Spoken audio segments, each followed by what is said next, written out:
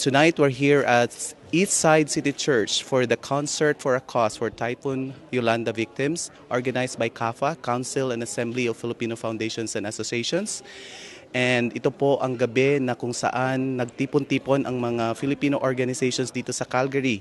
Ang CAFA po ay isang umbrella organization ng 28 professional and civic organizations na nandito ngayon together with the local dignitaries and officials of the Canadian government, the Red Cross, and all the individual and groups doing a fundraising ay nandito ngayong gabi para suportahan ang fundraising neto for our kababayan in the Philippines.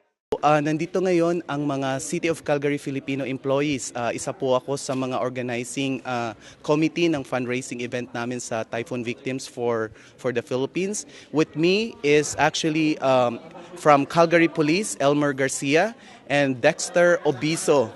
Kami po ang nagre-represent ng Filipino employees of the City of Calgary.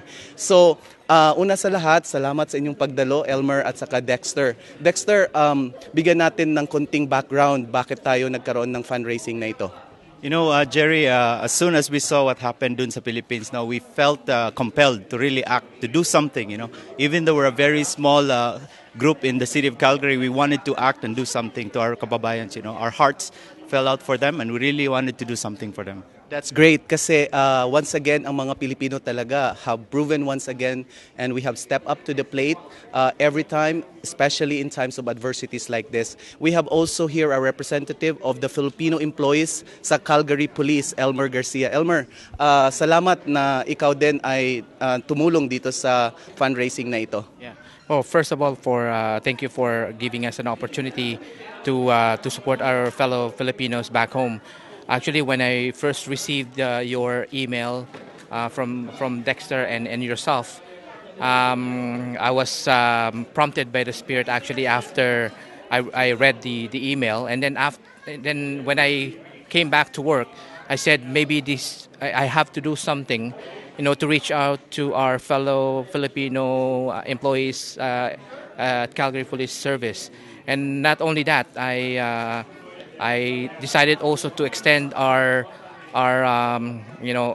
asking for help to our fellow Canadians, and they gladly helped actually. So I was able to get some donations from them as well. That's great, that's great.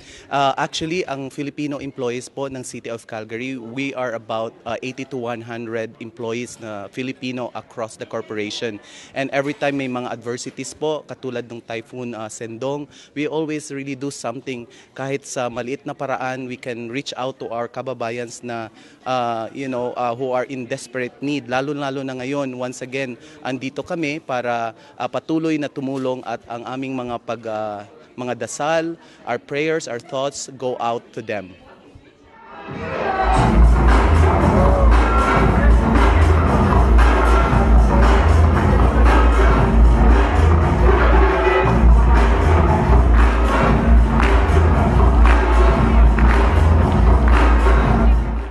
Mga kababayan ko, patuloy lang ng panunood sa TV Filipino.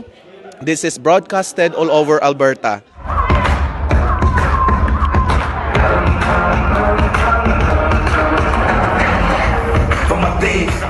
Privilege na mayroong isang organization katulad ng CAFA na in fact the very first event, big event after the typhoon na nangyari sa Pilipinas a couple of weeks ago. And I want to congratulate you with the rest of the member organization ng CAFA for doing such a very successful event, fundraising event. So today, andito yung representatives natin from City of Calgary. Gusto namin ibigay ang aming donations papunta sa inyo sa CAFA for Red Cross. Okay. Maraming salamat, Jerry. Maraming salamat sa inyo at ito po ay makakarating sa Pilipinas through Red Cross. Kasama po dyan sa mga donation na to ay isang spreadsheet ng lahat ng mga individual donors at nakalagay po dyan kung nagre-request sila ng receipt or tax receipt. So I think nandun lahat at I'm sure na you will be able to account everything that we have for that donation. Maraming salamat din sa pag-ano nyo ng listahan kasi ang balak namin, hindi lang receipt ang ibibigay namin. Mayroon din kaming iraran na mga thank you letters sa bawat isa sa mga nagbigay ng ng donation. Maliit man o malaki, makakatanggap sila ng hindi lang receipt pero ang thank you letter din. Magpapasalamat kami.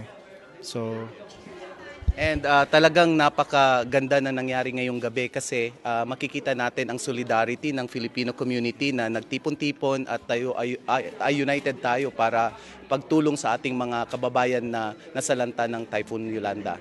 Salamat at patuloy kayong manood sa patuloy na coverage namin ng TV Filipino. And right now, patuloy ang Concert for a Cause organized by CAFA for the typhoon victims in the Philippines.